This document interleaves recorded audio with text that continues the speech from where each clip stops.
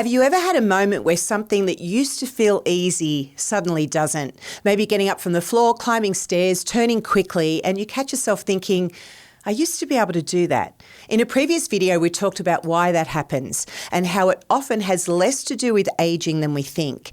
Today, I want to build on that idea and talk about something very practical. The idea that there are a handful of fundamental movement patterns that show up over and over again in daily life. And when we stay confident in those movements, life stays easier. When we lose them, everyday tasks start to feel harder. The human body can perform an incredible variety of movements, but most of those movements fall into a small number of fundamental movement categories. Think of them as broad patterns our body uses over and over again in daily life. Within each category, there can be endless variations, different positions, different loads, different speeds, and different environments. That's why these patterns show up everywhere. Getting up from a chair, reaching down to pick something up, turning to change direction, getting down to the floor and standing back up again. Different situations, but the same underlying movement patterns. And when those patterns stay strong, confident, and practiced, we maintain something incredibly important. Independence. Independence isn't protected by one exercise. It's protected by movement capability. Now, there are 6 broad movement categories that cover most of the ways the human body interacts with the world. You don't need to memorize them, but it helps to understand what they represent because these patterns show up everywhere in life. If we lose competence in these movements, everyday tasks slowly become harder. But the encouraging part is that these patterns are all trainable. The squat pattern occurs anytime you lower your center of gravity toward the ground and then stand back up again. It requires coordinated movement through ankles, knees, and hips, with both feet connected to the ground while the body moves up and down. Now, you use this movement when you sit down and stand up from a chair, when you lower yourself to garden, when you squat down to reach something on a low shelf, or when you pick up a child or grandchild. Squatting is a fundamental movement category because it's one of the primary ways our body produces and absorbs force through the lower body. When this movement becomes difficult, simple things like getting out of a chair or rising from a low surface can start to feel much harder. And research consistently shows that lower body strength is one of the strongest predictors of long-term health and independence as we age. Maintaining the ability to squat isn't just about exercise. It's about maintaining the strength and confidence to move through life. The lunge pattern occurs anytime we ask our body to step forward, backward, or sideways while one leg supports most of the body's weight. It requires strength, balance, and coordination between the hips, knees, and ankles while the body moves through space. You see it when you step up onto a curb, when you climb stairs, when you step over an obstacle, or when you change direction when walking. Lunging is a fundamental movement category because many real-world movements happen one leg at a time. Walking, climbing, and navigating uneven environments all rely on single leg strength and balance. When this pattern becomes weak or unstable, you may start to notice small changes. You reach for the railing when climbing stairs. You hesitate stepping onto something unfamiliar, or you feel less steady when moving quickly. Those are often early signs that single leg stability is declining. And research shows that balance and single leg strength are strongly connected to fall risk and long-term independence as we age. Maintaining strong lunge patterns helps protect mobility, coordination, and the confidence to move freely through your environment. And this is where most people get stuck. They understand these movements matter, but they're not sure what to actually do next. That's why we built MOVE30 On Demand. It gives you structured workouts that intentionally include these patterns so you're not guessing what to do or how to do it. If you'd like to try, it's free to get started. We'll put a link in the comments. Bending, sometimes called hinging, happens when the body folds forward from the hips while the spine stays long and stable. Instead of rounding through the back, our hips move backward and the torso inclines forward, allowing the larger muscles of the hips and legs to help manage the movement. At the same time, the muscles of the front and back core activate to stabilize the spine, creating the support the body needs to lift and lower safely. Now, you use this pattern when you pick something up from the floor, when you lift a bag of groceries, when you reach into a low cabinet, or when you lead forward to move or carry something. Bending is a fundamental movement category because it allows your body to lift, lower, and manage weight safely in daily life. When the hinge pattern becomes weak or unfamiliar, the body often compensates by bending through the spine instead of the hips. That's when everyday tasks can start to feel uncomfortable or even risky. Maintaining this movement pattern builds the strength and stability that protect the spine while allowing the hips and legs to generate power. Because in daily life, lifting and lowering objects isn't optional. It's something the body needs to do confidently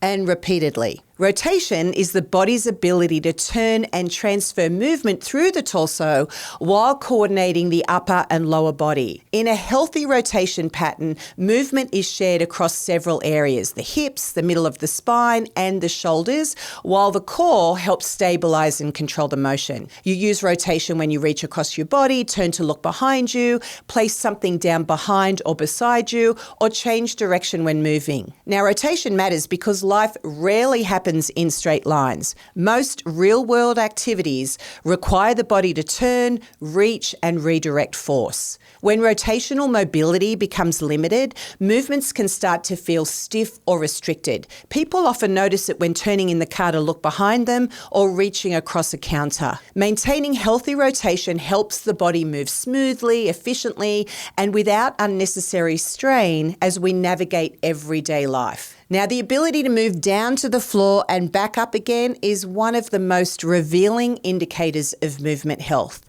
This movement requires several abilities working together: strength relative to your own body weight, mobility through the hips and knees, balance, coordination, and importantly, confidence. You see it any time someone kneels down to reach something, sits on the floor, or lowers themselves towards the ground and then stands back up again. Now, many adults gradually stop practicing this movement, not because they can't do it yet, but because they simply stop doing it. Over time, the movement becomes unfamiliar, then difficult, and eventually avoided altogether.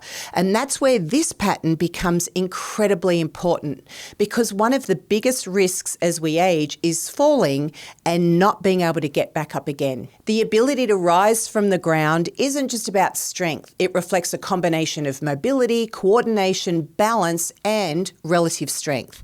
In fact, research has shown that the ability to sit down on the floor and stand back up again is strongly associated with long-term health and longevity. Not because the movement itself determines lifespan, but because the ability to do it reflects many of the physical capacities that support independence. Maintaining our ability to get down to the ground and rise again means maintaining resilience in the body, because life occasionally puts us on the ground and our body needs to be prepared to get back up. Locomotion simply means moving your body from one place to another.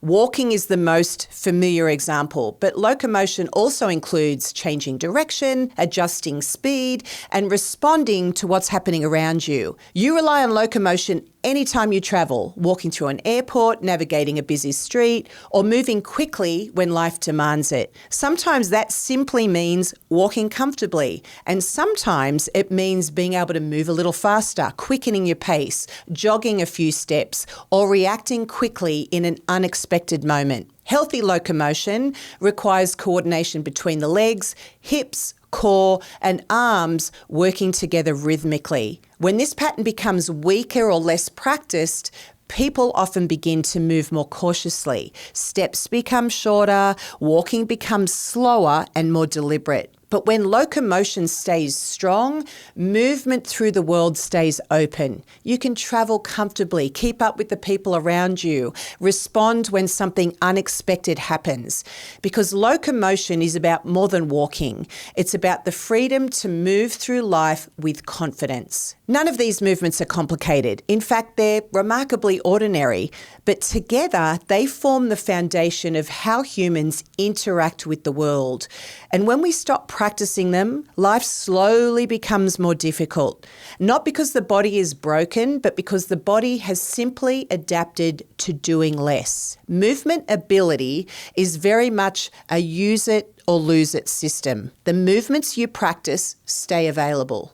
The movements you avoid slowly fade. This is one of the reasons programs like MOVE30 exist, not to chase extreme workouts, but to help people practice those fundamental movement patterns in a way that supports strength, mobility, balance, and confidence. Because when these movements stay available, life stays open. The goal isn't simply to exercise, the goal is to stay capable, to move through life with confidence, to feel comfortable in your body, and to maintain the ability to say yes to the experiences that matter most. Because independence isn't something we suddenly lose one day. It's something we protect over time through the movements we continue to practice. If you're ready to start building or protecting your independence, this is where a little structure can help. Mosa On Demand gives you guided workouts designed to build strength, improve balance, and support the movements you use every day. MOVE30 is the one program that focuses entirely on movement fundamentals, but you'll find them in all of our workouts to some degree. As an example, our strength training program, Group Power, is designed to get you muscle and movement strong. You'll squat, lunge, rotate, and practice grounder standing. It's a great place to start. In fact, our Get Strong 28-day challenge will give you a guided pathway for your first 4 weeks, and it's completely free. We'll include it in the link below. So which of these movements do you feel most confident in right now, and which one might need a little practice? Let me know in the comments. And if this conversation was helpful, subscribe. Maybe share the channel with a friend and join us again.